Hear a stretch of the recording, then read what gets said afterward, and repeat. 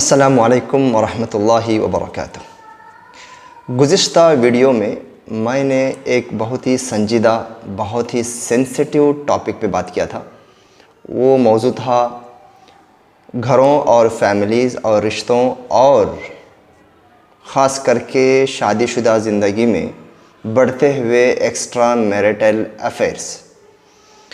मैं आज ख़ास करके कुछ ऐसे वजूहात और रीज़न्स बताने जा रहा हूँ जो मुमकिन है औरत में है, जिसकी वजह से वो मर्द दूसरी औरतों की तरफ झांक रहा है, या मुमकिन है कुछ ऐसे असबाब और रीज़न्स जो मर्द कर रहा है इंटेंशनली या अनइंटेंशनली, जिसकी वजह से वो औरत नाजायज़ ताल्लुकात दूसरों से कायम करने के बारे में सोच रही है या सोच सकती है।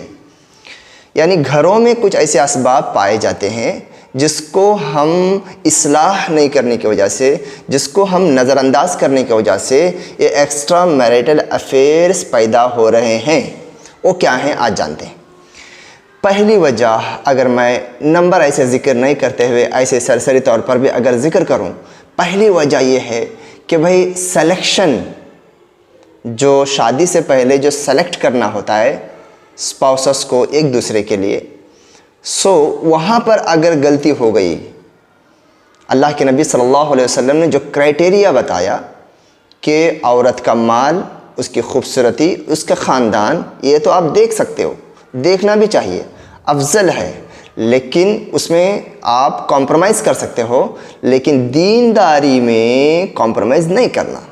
दीनदारी इंक्लूडेड उसका अक़ीदा, उसका फ़ेथ, उसके अखलाक, ख़ास करके मिम्मन तरदौन दीनहु व खुलुक़हु, यानी कि अखलाक को दीनदारी में ज़्यादा जो है स्ट्रेस दिया गया है।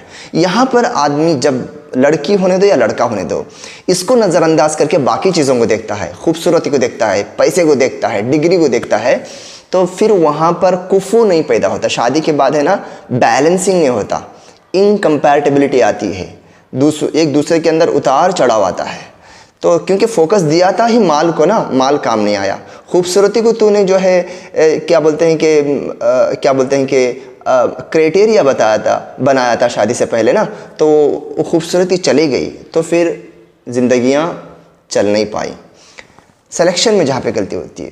दूसरे नंबर पर, शादी होने के बाद लाइफस्टाइल एक दूसरे के लिए रोल मॉडल नहीं बनता। यानी कि शादी होने के फ़ौरन बाद एक दूसरे की नज़र में बढ़ना चाहिए, एक दूसरे की नज़र में इज़्ज़त पैदा करना चाहिए। शादी होने के दूसरे दिन ही एक दूसरे की नज़र में गिरना शुरू हो जाते हैं। शादी से पहले बहुत डींगते हैं, बहुत बड़ी बड़ी बातें करते हैं, मैं ऐसा हूँ, वो पसंद है, ये पसंद है, फला। शादी के बाद भाई बहुत सारे कुछ ऐसी भी चीज़ें होती है ना, जो अपनी औरत के लिए आपको बोलना पड़ता है, करना पड़ता है, आपको कुछ उसके सामने जो है ना, उसको इम्प्रेस करने के लिए, उसको लेसन देने के लिए अपने में वो चीज़ें लाना पड़ता है, औरत को भी मर्द को भी। एक दूसरे के सामने गोया कि मेरे भाई और बहनों, आप लोग और जनरली जो है हमारे जो है शौहरें और जो है क्या बीवियाँ एक दूसरे की नज़रों से गिर जाते हैं। यानी उनके अखलाक, उनकी दीनदारी वो दिन ब दिन घटते चली जाती है। तो वहाँ पर एक मिसाल देता हूँ मैं। नमाज कायम करना है घरों के अंदर, इबादत, और इबादत के अंदर कंसिस्टेंसी, और इबादत के अंदर जो है ना जज्बा, लगन, ये मर्द जब अपनी बीवी में देखता है कि मेरी बीवी नमाजी है, नमाज को पसंद करने वाली है, यकीन मानो वो फ़िदा हो जाएगा, वो इज़्ज़त करेगा। भले से खुद नमाज नहीं पढ़ता हो, लेकिन बीवी को एक रेस्पेक्ट की निगाह से देगा कि मेरी बीवी नमाजी है, मेरी बीवी, मेरा शौहर नमाजी है। सुभान अल्लाह। ये नमाज जो है यहाँ पे गड़बड़ हो जाती है। एक मिसाल दे रहा हूँ मैं, सलाह की जो मिसाल दे रहा हूँ कि सलात जो है या नमाज जो है पढ़ना शुरू करते, या कभी नहीं पढ़ते, कभी छोड़ देते हैं। शौहर नहीं पढ़ा है मालूम है, बीवी खामोश बैठी हुई है, बीवी नहीं पढ़ी है मालूम है, शौहर खामोश बैठा हुआ है। तो एक दूसरे के लिए जो रोल मॉडल बनकर आपस में जो डिग्निटी को मेंटेन करना होता है, वो चीज़ तकरीबन ख़त्म हो जाता है। रिसेंटली मैं एक शादी में गया, मुझे रात में जो है उनके घर पर दावत थी, तो निकाह हो चुका था, असर के बाद का निकाह था, रात में हल्की सी दावत में गया। मैं उमूमी तौर पर किसी शौहर से, यानी होने वाले शौहर से या किसी का जो है दुल्हे से मिलता हूँ कान में कभी कभार अगर मौका मिलता है बोलता हूँ बेटा नमाज नहीं छोड़ना, फजर की नमाज ज़िंदगी भर नहीं छोड़ना, लेकिन ख़ास करके सुहाग रात में नहीं छोड़ना, क्योंकि ज़िंदगी भर ये सुहाग रात तुझे याद रहेगी। ये नमाज तुझे बरकत का ज़रिया बनेगी। नमाज जो तू पढ़ेगा तेरी बीवी के ऊपर एक गैर मामूली जो है ना वो इम्पैक्ट डालेगा कि मेरा शौहर ऐसा है। मैं दावत खाया, नहीं बोल नहीं सका उसको मैंने कि भाई नमाज के बारे में कुछ ऐसे ही जनरली कुछ नहीं बोल सकता, लेकिन मुझे थोड़ा सा फील हुआ कि मुझे बोलना चाहिए था। हाँ, और फजर की नमाज़ जैसे हम चले गए फजर की नमाज़ के लिए, यकीन मानिए मेरे जहन दिमाग में था कि वो दूल्हा आया कि नहीं। ओके, अल्लाह का फजल था, बहुत आंखों को बड़ी ठंडक मिली, दिल को बड़ा सुकून मिला, फ़ख्र हुआ मुझे। मैं दर्स दिया, बाहर आके देखा तो दूल्हा ठहरा हुआ है, नमाज के बाद बाहर आके लोगों से मिल रहा है। वल्लाही इतनी खुशी हुई, मैंने उसको गले से लगा लिया। यार वो अल्लाह के लिए तो नमाज़ पढ़ा है, लेकिन इस नमाज के ज़रिए से अपनी बीवी को इतना ज़बरदस्त मैसेज दिया है कि सुहागरात अपनी जगह, हाँ, ये सुहागरात को सामने रखते हुए मैं नमाज नहीं छोड़ूंगा। खैर, मैं क्या कह रहा था कि भाई एक दूसरे की निगाहों में गिरना नहीं चाहिए। अपनी डिग्निटी, अपने अखलाक, अपनी दीनदारी से एक दूसरे के सामने अपने रेस्पेक्ट को बाकी रखना चाहिए, जो कि जनरली घरों में नहीं रखते। तो जब एक दूसरे की निगाहों में जब गिर जाते हैं ना, तो फिर जब रेस्पेक्ट नहीं रहती तो फिर दूसरों में रेस्पेक्ट देखती है, दूसरों के नज़र में अच्छा बनना चाहती है, या दूसरों की नज़र में लड़का अच्छा बनना चाहता है। सो क्या होता है वहाँ पर हलाल ताल्लुकात की जगह हराम ताल्लुकात, एक्स्ट्रा मैरिटल अफेयर्स वहाँ पैदा हो जाते हैं। अब आइए उसके बाद क्या रीज़न्स हो सकते हैं, सरसरी बता रहा हूँ मैं। ओके, प्यार, मोहब्बत, इज़्ज़त एक दूसरे की नज़र में नहीं रहती। जैसा मिलना चाहिए शौहर को प्यार, मोहब्बत, अपनाइयत, एक सुकून, एक अच्छी बात औरत से मिलना चाहिए, औरत को शौहर से मिलना चाहिए, वो नहीं रहता। लैंग्वेज जो है गंदी हो जाती है, और आपस में जो अंडरस्टैंडिंग होती है, कुछ गलती शौहर से हो गई थी उसको कैसे लेना, या औरत से कोई गलती हो गई किसी चीज़ में उसको किस तरीके से संभालना, कैसे उसको एक्सक्यूज़ करना या नज़रअंदाज करना, ये जो है ना ये चीज़ नहीं होती। हर चीज़ पर या तो उसको इग्नोर कर देते हैं, ये मैसेज देते हैं कि तू ऐसा गलती करते रहना, या तो इतना जल्दी उसको पकड़ लेते हैं, कस लेते हैं सामने वाले की गलती को कि जैसे कि वो नाकाबिल माफ़ी है। ये दोनों भी गलत है। कस्टोडियनशिप बहुत बड़ा इफेक्ट होता है, ख़ास करके आदमी, एक शौहर अपनी औरत को ख़र्चा ना दे, या ख़र्चा दे तो ज़्यादा ख़र्चा औरत मांगे। ख़र्चा दे रहा है शौहर, उसके बावजूद भी वो काफ़ी ना हो उसके लिए, दोनों तरफ से होती हैं। और ख़ास करके लड़के लोग क्या करते हैं, घर में औरत के लिए ख़र्चा नहीं देते, 500 रुपये भी जो है उसके पॉकेट मनी के लिए, उसको खुश करने के लिए नहीं देते, लेकिन ख़ुद उधर इधर मस्तियाँ गुलछर्रे बहुत उड़ाते हैं और बड़ी बड़ी डिंगते हैं, महंगा फ़ोन लेते हैं। तो औरत जो है यहाँ पर एक गिल्टी फील करती है, तो दूसरों की तरफ फिर झुकाव पैदा हो जाता है। उसके अलावा जो वेरी इंपॉर्टेंट थिंग ये है कि भाई एक दूसरे के लिए बनना संवरना, एक दूसरे के लिए जीनत अपनाना, एक दूसरे के लिए स्टाइलिट बनना, एक थोड़ा अट्रैक्टिव जो है ना अटायर बनाना, अपना कपड़ा, अपना चेहरा, अपनी पाकी सफाई।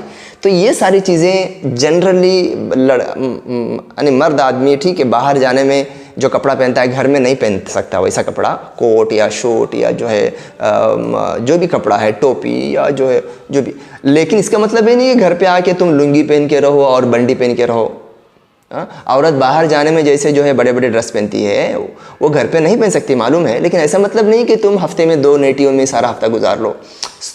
यकीन मानिए ये इतना बड़ा कॉमन मिस्टेक है जिसकी वजह से अच्छी खासी औरत भी अच्छी खासी औरत, बहुत अच्छा उसको अल्लाह ने बनाया, उसके फिगर को, उसके माइंड को, उसके बालों को, उसकी आंखों को, उसके चेहरे को, लेकिन वो कपड़े में इस तरीके से रहती है, अरे उससे बेहतर उसको रास्ते में घूमती हुई जो है ना जो एकदम से गिरी हुई औरत उसको अच्छी दिखती है कभी कभार, नाउज़ुबिल्लाह, वो शैतान उसको अट्रैक्ट कराता है। तो ऐसा ही शौहर होता है। शौहर माशाल्लाह घर के अंदर बहुत अच्छे तरीके से रह सकता है, कम से कम एक टी-शर्ट तो पहन सकता है, कम से कम अच्छा पैंट तो पहन सकता है, अच्छी लुंगी पहन सकता है। तो ये बड़ी अच्छी चीज़, ख़ास करके जो औरतों के लिए जो पसंदीदा जो चीज़ें होती हैं, उनकी तारीफ़ करना, उनके साथ अच्छा टाइम स्पेंड करना, उनके साथ हेल्दी टाइम स्पेंड करना, बेडरूम में होने दो, किचन रूम में होने दो, उनके कामों में हाथ बटाना, और इतर स्प्रे और जो है ना खुशबू। औरत के लिए मैं समझता हूँ कि मैंने जो देखा है कि जनरली औरतें आके हमारे पास सबसे पहले बोलती हैं वो अच्छा कपड़ा नहीं पहनता, नहीं बोलेंगी उसके बदन में बदबू आती है मुझे, वो कभी साफ़ नहीं होता। तो इसका ख्याल कभी यार यानी मर्दों का यानी औरतों को औरतों के बारे में मर्दों को करना चाहिए कि खुशबू औरतों को कितना पसंद है, ठीक है। तो ये जो चीज़ है, ख़ास करके इसमें भी जो स्ट्रेस्ड, जिसके ऊपर जो स्ट्रेस जिसको देना चाहिए मुझे, वो ये है कि पाकी सफाई, क्लीनिनेस। सुभान अल्लाह सुभान अल्लाह सुम्मा सुभान अल्लाह, कि भाई ईमान का हिस्सा है। नमाज के लिए तहारत ज़रूरी है, नापाक हो गए तो नहाना वाजिब है, सुभान अल्लाह। हैज़ के बाद नहाना वाजिब है। ये सारी नहाना और धोने से शरीयत का इतना लगाव है, इबादत से इसको जोड़ दिया, आधा ईमान करार दिया। उसके बावजूद भी घर की ज़िंदगी में पाकी सफाई नहीं होती। जनरली लड़कियों की शिकायतें या दूरियां या जो है घुटन अपने शौहर से, नफ़रत या उनके लिए तैयार नहीं होना, अट्रैक्शन पैदा नहीं होने होता है कि शौहर गंदा होता है और मैला कुचैला होता है, नहाता नहीं है, सुभान अल्लाह। सो उसके अलावा जो मैं अगर जल्दी से अगर बोलते जाऊं तो भाई एक होती है ना कि बहुत इंपॉर्टेंट चीज़ है ये, शादी का असल मकसद ये है कि भाई अपने जायज़ ख्वाहिश को पूरी करना। भाई वो पूरी नहीं हो रही शौहर की या औरत की, उस मर्द से वो जायज़ ख्वाहिश पूरी नहीं हो रही है। देखो हर चीज़ के अंदर वो कमज़ोरी मत लाओ। मुमकिन है कि भाई वो मर्द मजबूत है, फिज़िकली मेंटली मजबूत है, लेकिन उसके पास वो नैक नहीं है, वो तरीका नहीं है, वो फ़न नहीं है उसके पास। उसको उतना जो है ना, वो किस तरीके से फोर प्ले करना है, किस तरीके से औरत के करीब जाना है, किस तरीके से उसको ऑर्गेज़म तक तैयार करना है, वो ये एक मैं समझता हूँ कि आज के ज़माने में इसको इल्म कहा जाए, ये एक लर्नड चीज़ें हैं, सीखनी चाहिए, सब चीज़ें सिखानी चाहिए। शादी से चंद दिन पहले किसी मेंटर के पास जाकर सीखना चाहिए कि भाई औरत क्या चीज़ है, जो बदन जो जिस्म तुम्हारे हाथों में मिल रहा है, या मर्द जो बदन औरत के लिए जो मिल रहा है, वो किस मशीनरी का नाम है, वो क्या मैकेनिज़्म क्या है, वो कैसे वर्क करता है, समझ रहे हो। तो ये नहीं समझते, तो कभी कभी ओवर डिमांड आ जाता है मर्द की तरफ से, औरत की तरफ से भी ओवर डिमांड आता है सेक्स के लिए, तो वो फुलफ़िल नहीं हो पाता। कभी कभी लेस डिमांड आता है, केयरलेसनेस आता है। यार सुभान अल्लाह, देखिए बहुत सारे लोग एक घर में रहते हैं लेकिन उनके बेडरूम्स अलग हैं। कोई एक बेडरूम में रहते हैं, उनके बिस्तर अलग हैं। कोई एक बिस्तर में रहते हैं, उनके चेहरे अलग अलग हैं। यकीन मानिए सालों साल ऐसे ही गुजर जाते हैं, सालों साल ऐसे ही गुजर जाते हैं, लेकिन एक दिन आता है कि कहीं ना कहीं ये लड़का या लड़की दूसरों के चुंगल में शैतान उनको फंसा देता है। मैं वापस कह रहा हूँ कि एक्स्ट्रा मैरिटल अफेयर्स होने के रीज़न्स घर के अंदर हो सकते हैं, तो उसको तलाश करो, उसको जो है ख़त्म करो, उसको जो है बैठ कर हल करो। अगर ये कहूँ कि भाई सबसे बड़ा रीज़न, सबसे बड़ी जो वजह जो होती है, उसमें से एक वजह ये है कि भाई बहुत लंबे टाइम तक औरत का शौहर से दूर रहना या शौहर का औरत से दूर रहना। एक ही बात है, लाइफ, गल्फ़ की लाइफ, या जो है वर्क करने के लिए कहीं बम्बई चला गया, कोई दुबई चला गया, कभी जो है बड़े बड़े शहरों में चला गया, औरत से लॉन्ग डिस्टेंस, फ़िज़िकल जो है एक नमूने का खला आ गया, गैप आ गया। सो ये चीज़ें बहुत ही ख़तरनाक हैं, सुभान अल्लाह। इसके लिए इंसान कोशिश करना चाहिए कि अपनी बीवी को अपने साथ रखे। इंडिया में तुम छोटा मोटा कमाओ, हलाल कमा लो, वो बाहर रहकर लाखों या हज़ारों में कमा कर बीवी से दूर रहकर, यार सुभान अल्लाह, ऐसी ज़िंदगी से तो बेहतर है ना। हाँ, सऊदी में जा रहे हो, दुबई जा रहे हो, हर हाल में अपने बीवी को अपने साथ रखो, भले से तुम्हारा इनकम जो कम हो, ज़्यादा ना हो, या जो इनकम जो आ रहा है उसमें बचत ना हो, क्योंकि असल बचत तुम्हारी बीवी है। उसको जो है ना, ये जो डिस्टेंस जो होता है, ये वाकई बहुत बड़ा डिज़ास्टर और एक्स्ट्रा मैरिटल अफेयर्स को पैदा करने का मेन रीज़न हमारे इलाके में मैंने देखा, जहाँ पर हर घर में एक या दो मर्द बाहर रहता है। या अल्हम्दुलिल्लाह आजकल तो लड़कियों को साथ में ले जाने का शेवा एक नमूने का जो है ना अंदाज़, एक एहसास पैदा हो गया है। यहाँ तक कि माशाल्लाह लड़कियाँ शादी से पहले कुछ नहीं पूछती, मुझे अपने शौहर के साथ रहना है। आजकल खुल कर ये बात करने का जो है माहौल पैदा हो गया है, ये अप्रिशिएटेबल है। ये जो गैप आता है ना, जो दूर रहते हैं, ओवरसीज़ जो रहते हैं, जो ये ख़तरनाक जो है आता है, जहाँ पर उनके कज़िन एंटर कर सकते हैं, उनके घर के काम वाले, इलेक्ट्रिशियन, ड्राइवर्स, और वो सोशल मीडिया तो है ही, कभी भी किसी से हाई फाई हो सकती है। और वहाँ पर जो है एक्स्ट्रा मैरिटल अफेयर्स के एक किनारे में जाकर ठहर सकते हो, या वो सोच और वो प्लान्स तुम्हारे लिए मिल जाते हैं कि भाई तुम ऐसा कर सकते हो। तो एक मर्तबा रास्ते खुल गए तो रास्ते आसान होते चले जाते हैं, नाउज़ुबिल्लाह। तो और एक जो चीज़ जो कि हमें इस्लाम सिखाता है वो है पर्दा, हिजाब करना, पर्दा करना, अपने महरम और गैर महरम के बीच में तमीज़ रहना। अपने महरम के सामने आप खुल के आ सकते हो, पर्दा बुर्का पहनने की ज़रूरत नहीं है। आपका गला, हाथ, चेहरा थोड़ा खुल के बैठ सकती हो, उड़ सकती हो, ये सब दिखा, यानी कि अपना गला और चेहरा और हथेली वगैरह दिखा सकती हो। गैर महरम के सामने हंसना, खिलखिलाना, मिलना, शादियों में, फंक्शनों में मिंगलिंग होना, स्कूल्स में मिंगलिंग होना, ये सुभान अल्लाह यानी कि शुकूक भी पैदा करता है। शौहर के दिल में शक पैदा करता है कि मेरी बीवी उससे बात करती है, या फ़लाँ मेरी बीवी से जो है खुल के बात करता है, फ़लाँ पार्टी में वो ताक के मेरी बीवी को देख रहा था, या फ़लाँ पार्टी में मेरा शौहर उस लड़की को देख रहा था। ये सारी जो वजूहात और शुकूक और शुबहात का जो भंडार आता है, शक, जो शुकूक और शुबहात और डाउट्स के जो रास्ते खुलते हैं, ये बेपर्दगी ख़तरनाक चीज़ है मेरे भाइयों। इसीलिए शरीयत ने जो बताया, पर्दे की ज़िंदगी एक महफूज ज़िंदगी है, मामून ज़िंदगी है, सुकून की ज़िंदगी है। ओके, तो ये पर्दे के ऊपर हमें जो है ना देखना चाहिए, क्या बोलते हैं, स्ट्रेस देना चाहिए, फोकस करना चाहिए, इसके साथ कोई भी कॉम्प्रोमाइज़ नहीं होना चाहिए। ये जो रीज़न जो मैं इसको कह सकता हूँ, मैंने जो देखा है, बहुत सारे कपल्स क्या करते हैं, बहुत ही मॉडरेट बनते हैं, बहुत ही प्रोग्रेसिव अपने आप को समझते हैं, बहुत ही लिबरल समझते हैं। ये क्या हो जाता है, ये जाके उनको गड्ढे में डाल देता है एक दिन। वो कैसे कि भाई वो ऐसा बोलते हैं कि भाई लड़की मेरी बीवी है, वो करने दो, नज़रअंदाज कर देते हैं। फ़लाँ से बात कर रही है, फ़लाँ से खिलखिला रही है, फ़ोन यूज़ कर रही है अननेसेसरी, उसके जो है दसियों जो है लड़कियों, अपनी बीवी के दसियों उसके जो है फ्रेंड हैं, बॉयफ्रेंड हैं, मेल फ्रेंड हैं, या सेम औरत अपने शौहर को नज़रअंदाज करती है, उसके गुनाहों को, उसकी जो है दयूसियत को। हदीस के अंदर आता है कि अल्लाह ताला कल क़यामत के दिन उन लोगों को नहीं देखेगा, उनमें से एक आदमी अद्दयूस, यानी ऐसा मर्द जो अपने ख़ानदान, अपनी बीवी और बच्चियों में, अपने घर की बेटियों में ये जो बेपर्दगी और फहश या गंदी चीज़ें ये सब देखे, जाने, बूझे और ख़ामोश बैठे। हाँ, उसके अंदर गैरत मर जाए, उसके अंदर जो है क्या बोलते हैं कि इतनी हिम्मत ना रहे कि अपनी बीवी और अपनी बेटी को रोक सके। नहीं भाई, ये बेपर्दगी है, हराम है, ये तुझे लीड कर सकता है गलती की तरफ, शैतान आ सकता है, ये बोलने की हिम्मत ना हो। तो मैं कहता हूँ कि हिम्मत नहीं होना एक अपने आप में गलती है, और उसको अगर वो प्रॉब्लम पैदा हो गया तो उसको क्लेवरली और वाइजली, अक्लमंदी के साथ कैसे हल करना, नहीं आना, ये एक गलती है। उससे बड़ी गलती है कि उसको नज़रअंदाज कर देना, उसको इजाज़त दे देना, चल तू भी कर ले, मैं भी कर लेता हूँ, मेरी भी फीमेल फ्रेंड है, तेरे भी मेल फ्रेंड है, तू भी इंस्टाग्राम में अपने फ़ोटो डाल, मैं भी जो है स्नैपचैट में अपने फ़ोटो डालती हूँ। ओके, तू अपने फ्रेंड से मिलना, मैं अपने फ्रेंड से मिलती हूँ। सुभान अल्लाह, तुमने तो इजाज़त दिया गोया कि उस शौहर ने बीवी को फंस जा अपने लिए, यानी मैं भी फंस रहा हूँ, तू भी फंस जा। जब आगे बढ़ जाती है तो होश आता है औरत को, मेरा शौहर ऐसा ऐसा कर रहा था। जब हिस्ट्री जब इनकी सुनी जाती है तो मालूम होता है कि ये दोनों एक दूसरे के लिए परमिशन दिए थे, ऐसी लाइफ गुजार रहे थे ये लोग। तो गड्ढे में गिरना कोई ताज्जुब की बात नहीं, क्योंकि वो उसी गड्ढे के आसपास जो है घूम रहे थे। खैर, ये बहुत लंबा हो गया, लेकिन यकीन मानिए कि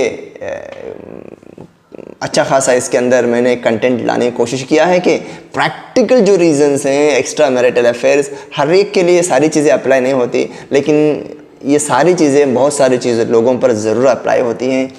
इसको सुनिए, इसको समझिए, और मैं कहता हूँ कि उलमा इकराम, स्पीकर्स और हमारे सिस्टर्स, दाइयात, घरों में रहने वाले जो गार्जियन हैं, बहुत जो है लीडर्स हैं फैमिलीज़ के, इस वीडियो को सुनिए और फाइंड आउट कीजिए कि भाई मेरी बीवी के साथ, मेरे घर में, मेरे ख़ानदान में, मेरे मस्जिद में आने वाले लोगों को मैं ये सारी चीज़ें, मैं प्रैक्टिकल चीज़ें समझाऊँ कि ये चीज़ें हैं। एक्स्ट्रा मैरिटल अफेयर मत करो, ये गुनाह है, नहीं समझेंगे, क्योंकि उनको नहीं मालूम है कि वो क्या कर रहे हैं, वो एक्स्ट्रा मैरिटल अफेयर की तरफ लीड करने वाला है, नहीं मालूम है। हमें ऐसे प्रैक्टिकल एग्जाम्पल के साथ साथ हमको ढूंढना पड़ता है, समझाना पड़ता है। उम्मीद करता हूँ कि ये जो है ये सारी चीज़ें इन्फॉर्मेटिव रहेंगी। अल्लाह ताला से दुआ है कि अल्लाह रब्बुल आलमीन हमें प्यार, सुकून, इज़्ज़त और शर्फ़ और एक दीनदारी वाली ज़िंदगी बख्शे, इनायत करे, और गुनाहों से और ख़ास करके मर्द के लिए औरत के फितने से, औरत के लिए मर्द के फितने से बचाएं। आज के ज़माना इतना कठिन है, इसके लिए सुभान अल्लाह हर आदमी जानता है जो इसको महसूस करता है। अल्लाह से दुआ है कि अल्लाह रब्बुल आलमीन हमें इस दुनिया और आखिरत में कामयाब करे। आमीन व आखिर दावाना अल्हम्दुलिल्लाहि रब्बिल आलमीन।